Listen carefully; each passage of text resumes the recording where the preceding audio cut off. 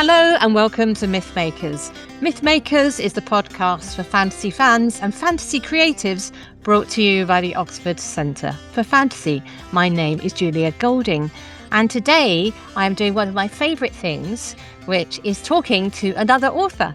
So I'm delighted to introduce to the Mythmakers audience S.J. Poyton, who has just written a fantastic book, middle grade book called Mammoth Rider.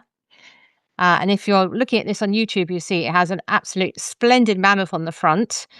And SJ has a splendid mammoth sitting behind her, which looks like the same picture. There it is. So SJ, how did you get to the stage when you had a book published? Because that is a long journey for most people. How did it happen for you? Well, mine was possibly longer than most people. So I started writing when my children were coming up 3 and coming up to a year old. And when it was published a few weeks ago, it was 2 days shy of my eldest 22nd birthday. Okay. So it was literally 19 years. So for me, the journey was the same as bringing a child from infant to adult.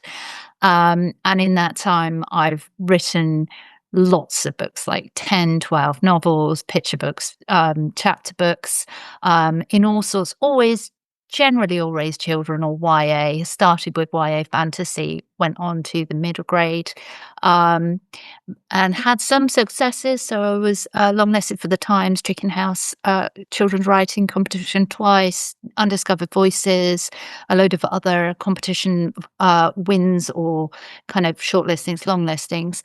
But this is the first time where actually the luck has gone all the way to in print. So yeah, it's been a long journey, but the art of not giving up has been key, and having lots of supportive people around me, like my writer groups, Abingdon Writers, Scooby, Oxford Writers, Green Pen, Golden Egg, people like that, has really, really helped, because they lift you up when you're down and they celebrate you when things go well. And that's so important when you're doing something that's more of a marathon than a sprint. Yeah, so amongst that list, you mentioned Scooby. For those people who don't know, it's an acronym for the Society of Children Book Writers and Illustrators. It has Correct. an American section, which I think is where it started, as well as the UK section. And in fact, it's one of the places, if someone is, almost ready to publish and they ask me advice and they're working for the younger end of the market, I always say, that's a great place to go. It's very professionally run and they have conferences, and it connects you to the industry in a way that your writer's support group can't. So you sound like you had a good experience through the Scooby network. Yes. So I volunteered, so I was part of the conference committee for a year. I ran their professional series, what then ended up being called the Industry Insiders, where I did, I think, 6 different talks across the year in central London, in Piccadilly, where we would do a different theme each time, and we would have industry professionals as a panel event, and I would chair, and we would have talks. So yes, I was also in the Scooby Oxford critique group for a very long time, which is brilliant, but was also kind of very humbling, because we had Terry, Paula Harrison, Nikki Thornton, Amy Butler Green, and they're all bestsellers, either this side of the pond or the other side of the pond, and it would just be like me and Little old you. It wasn't going. But now you can go to the meeting and say, look, everybody, I've got a fabulous hardback. Yeah. That's lovely. So let's turn to Mammoth Rider itself. Tell us a little bit about it and why you wrote it. I mean, it is something where it does what it says on the tin. It is about mammoths. So tell us, what's your how would you describe this book? Mammoth Rider, I would say, is a climate change STEM action adventure story with a neurodiverse own voice protagonist. So essentially, it's about 3 children that race across the tundra to help save a herd of mammoths that have been cloned to help in the battle against global warming from hunters. Um, so it's just a big adventure story, really. I just wanted to create a big adventure story which kids would enjoy the reading of, that was quite fast paced. So, a lot of children find it difficult to read a book or even watch a film now because concentration is getting smaller. So I wanted to do something exciting. I wanted to do the mammoth cloning. In fact, it was a book that I didn't actually intend on writing. I was researching for a book which was again science fiction, but for YA thriller about mammoth, no, not mammoth, Neanderthal human chimeras. And I started reading a book for research called How to Clone a Mammoth by Professor Beth Shapiro, which was about de-extinction science, but more broadly. It was called How to Clone a Mammoth because apparently if you're in that business, nobody says, "When are we gonna see a dinosaur or a dodo?" They will say, "When are we gonna see a mammoth?" So, but I discovered there was a theoretical use for them, which is to help slow the rate of global warming. And also there's a place waiting to house them, which is called Pliocene Park in Siberia. And I just thought kids would love this. And it's a good way to get kids thinking about STEM solutions for climate change, and conservation. So I just got a bit distracted and started to go down a wormhole of all things mammoth, really. Yeah. Yeah. So just to the pick up on the use, how they would combat climate change, because that's Mhm. not an obvious connection, No. though it's explained in the book. What is it that a mammoth can do to the landscape that would help with that? Well, mammoths were one of those cornerstone kind of species.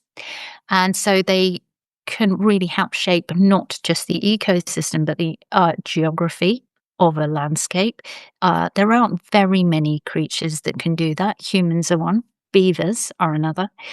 Um, but what they can do is just live their best mammoth life. So there are areas in the Arctic where there is land that has been permanently frozen for thousands of years.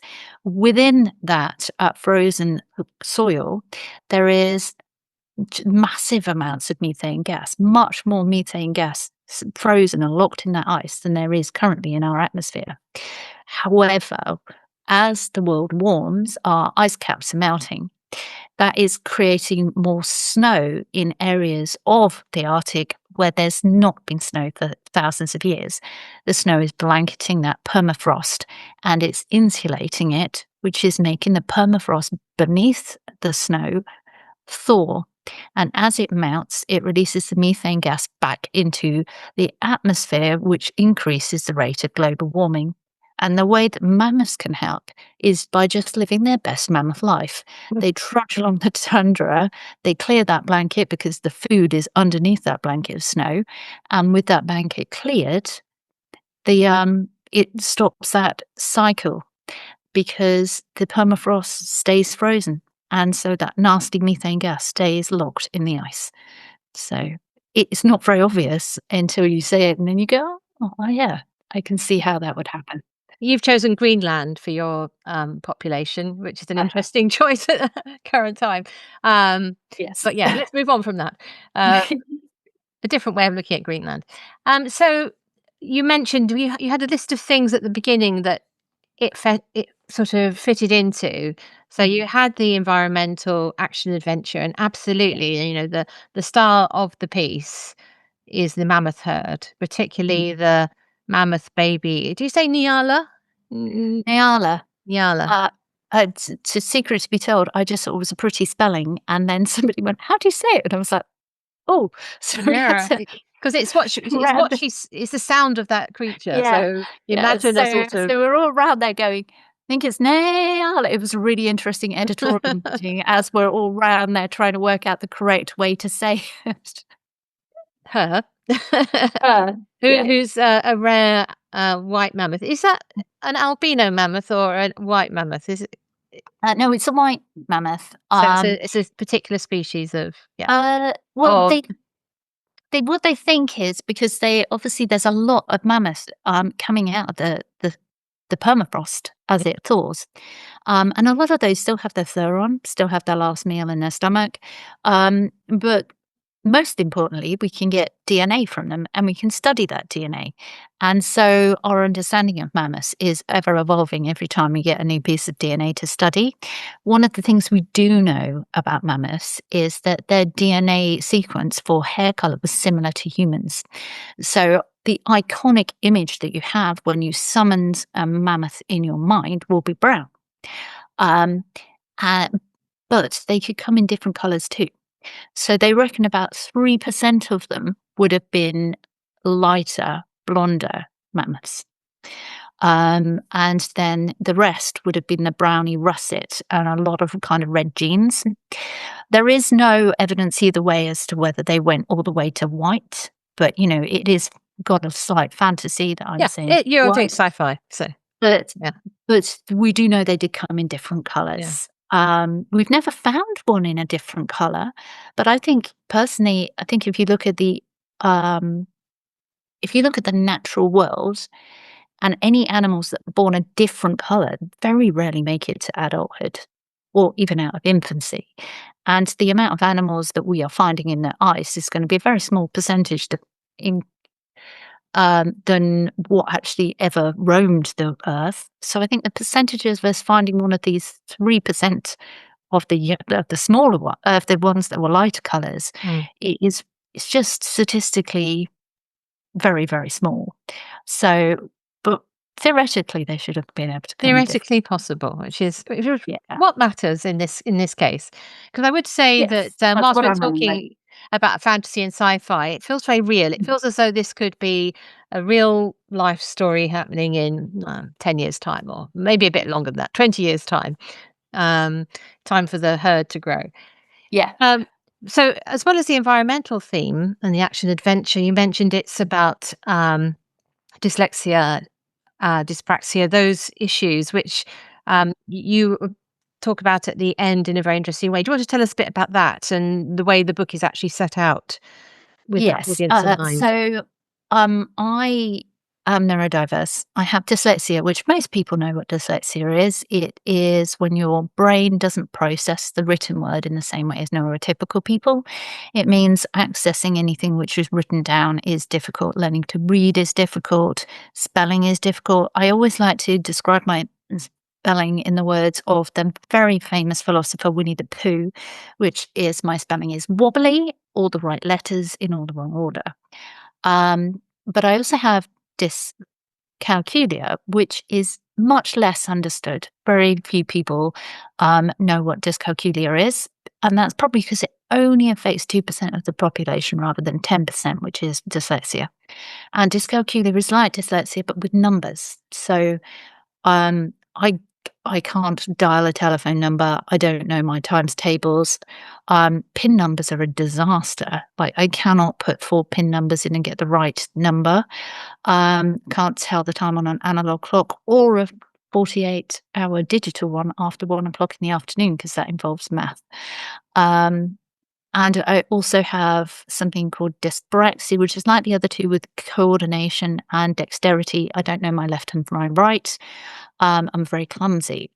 Now, when I was growing up, it was widely acknowledged that there were issues, but because I had a kind of multiple diagnosis, which at the time in the 80s, I don't think even the educational psychologists really knew what dyscalculia was.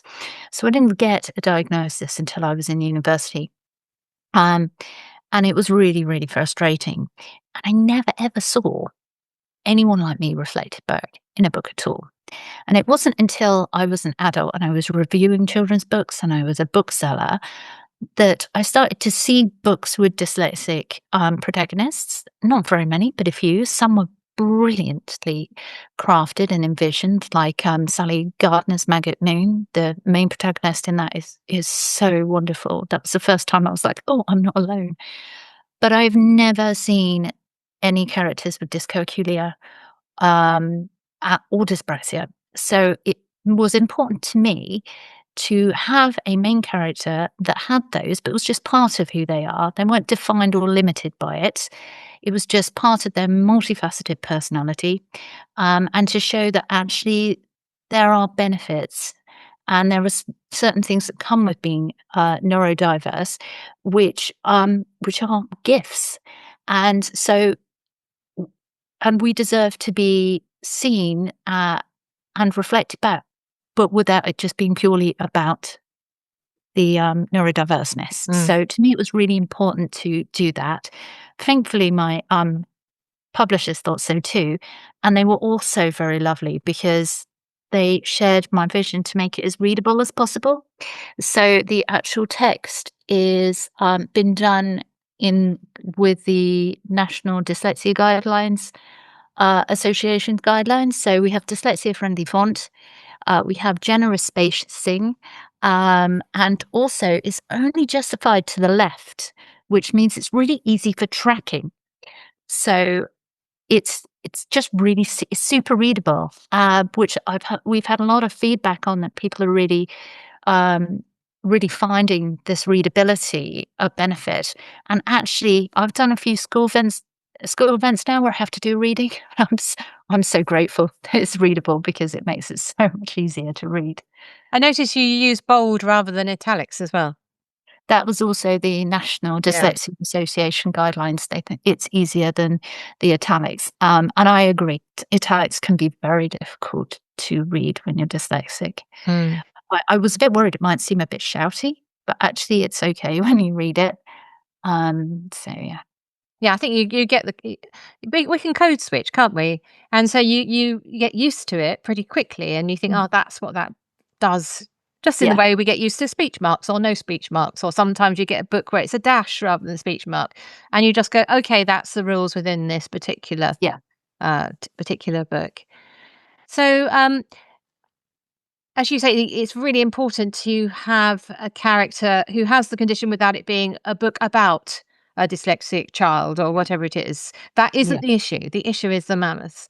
When you're Mhm. looking at fantasy more generally, what would you say were the writers who deal with people of diverse conditions best? You mentioned the Sally Gardner, but is there others? I was thinking that what came to my mind as you were talking was, of course, the um, Percy Jackson books With the where dyslexia, and he's hardwired for ancient Greece. Greek. yeah. Yeah. Yeah, I love that actually. That was because it was such a positive way of doing it. You're really is Turned it you're into a demigod. skill. Yeah, it was brilliant. And Sally Gardner's, sorry, Maggot Moon was brilliant because because she is also dyslexic in its own voice.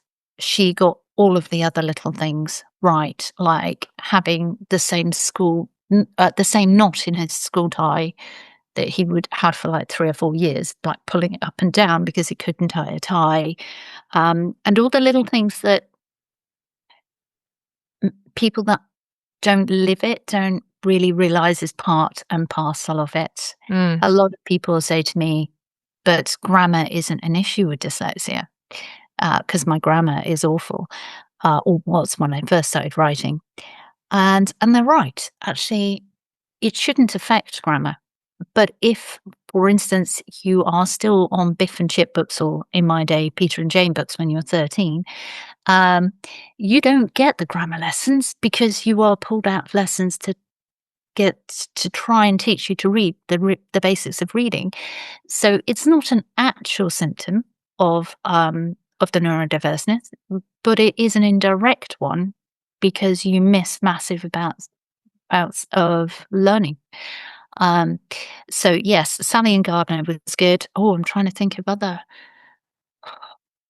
Oh, 'Cause sorry. I think it's still a underserved part of the population, and I was trying to think of, um, adult material, as in YA and adult material, and I haven't come I can't think of any. It'd be really interesting to find out if that concern which people when they're thinking about children are thinking about learning to read, so it might be something you put in, but what about an adult space captain. Yeah. I'd love to see it where it's just an ordinary thing to mention amongst all the other things that happen. I Um, know there's a TV show where the main character is dyslexic, and that's a murder mystery one. I think it's The Chelsea Detective. oh, The okay, yeah, yeah, main yeah. character's got dyslexia. And then, obviously, I've not read the books, but I have watched the TV show because I lived while the TV show was on, so I don't know how anybody got away without watching it, which is Jaime Lannister in Game of Thrones, who is dyslexic, and his father really takes it out on him because he doesn't understand why he's not good at academically.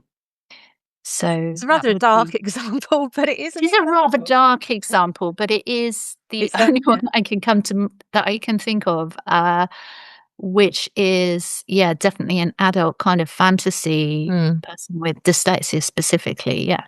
yeah. So, what's your plans going forward? I'm currently writing book 2. Mm, Well, book 2 first draft is done. My edits for book 2 very brilliantly timing-wise came in the day after the launch party. So, right.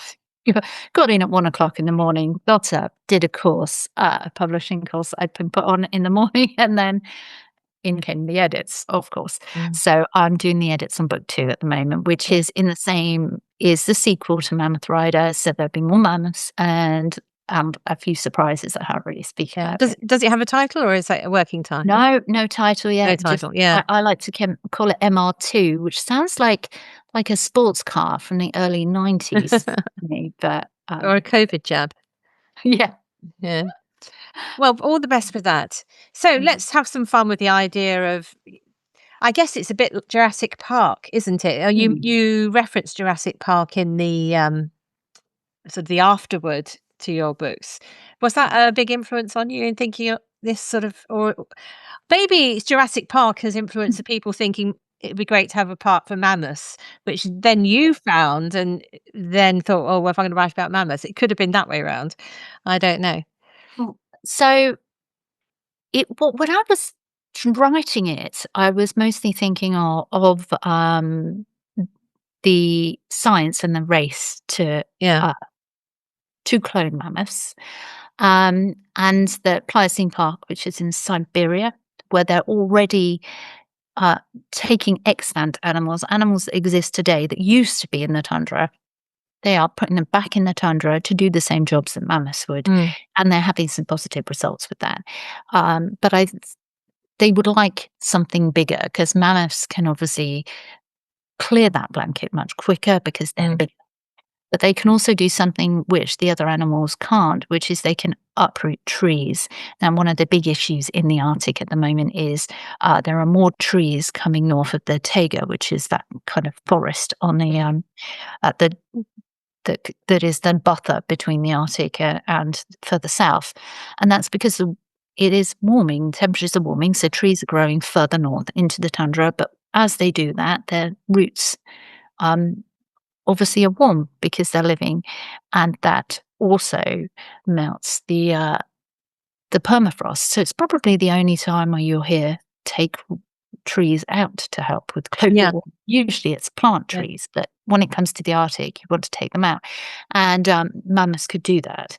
Um, but I was thinking more of that. But then when I started to think, how do you explain these big concepts to children? I was like, "Why am I panicking about it? Most children have seen Jurassic Yeah. Park. It is the same kind of thing."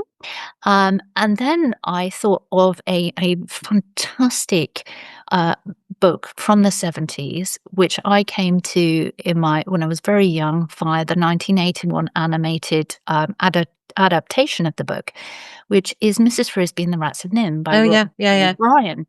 And that obviously is, well, not obviously, if you've not read it, you won't know, but for people that have read it or watched the film, it's about genetically engineered mice, where the National Institute of Mental Health, NIM, have taken street rats and they have changed their genetics so their intelligence and their lifespan is more. similar to humans. Mm. The rats have escaped, Nim are after them, and all the rats want to do is live like an eco-friendly life in the mountains away from humans. So I think the two books, Mrs. Frisbee and the Rats and Nim, and the book version of Jurassic Park, I love the films, but the book is better, really then started to get me to think how you could explain it to children. Although children or adults, do not get your children to read Jurassic Park. It's an adult's book. It's very scary. It's not like the film. Yeah. I often refer to something as Jurassic Park rules. I've been using that terminology about something I'm writing at the moment. By what I mean is, don't worry, none of the children are killed, because it's just adults who Yeah. need killing who get killed. But it sounds like that's a rule only seen in the film. No, the children do survive in the books, Oh, okay. but they are the only ones that survive in the books. So in the books, the people that die are the ones that survive in the film, and vice versa. It's really weird. Right. The books are much better though. Uh, Yeah. yeah, love the books. Not maybe as easy to read, but I read them over a very, very long time, very Yeah. slowly. But they are really good. And what I appreciated at the end of your book, which I think would be really good for someone, a child who's quite, I don't like all this fiction stuff. I like fact. Because at the end, you're talking about the factual basis behind the story, and you're also talking about the questions like, should we do this? You don't answer the question, you raise the question and say, well, what do you think, child reader who's just finished the book? So I'm going to make you break your own sort of careful scientific approach Mhm. here, because I'm going to ask you to consider reintroducing to a area of the world of your choice, maybe your own backyard. Imagine where in all the fantasy world, which fantasy creature would you like to reintroduce into the world if you could, in your mad scientist white coat? Wow. I really like a dragon.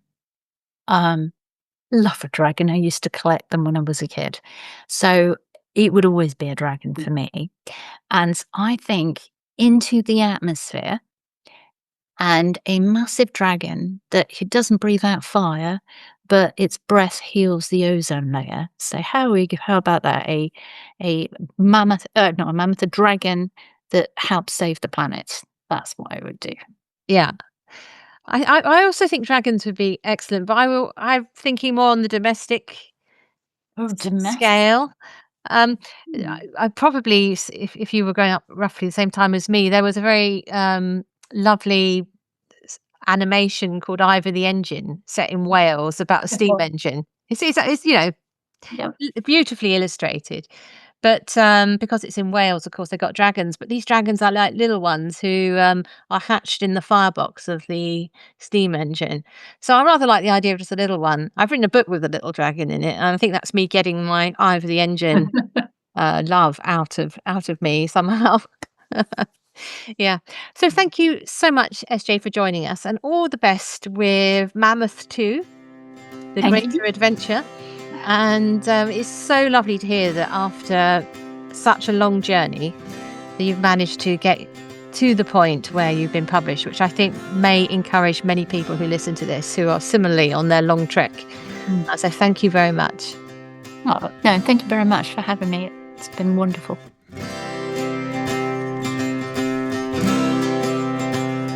Thanks for listening to Mythmakers Podcast, brought to you by the Oxford Centre for Fantasy.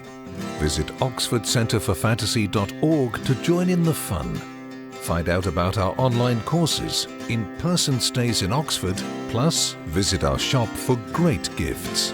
Tell a friend and subscribe wherever you find your favourite podcasts worldwide.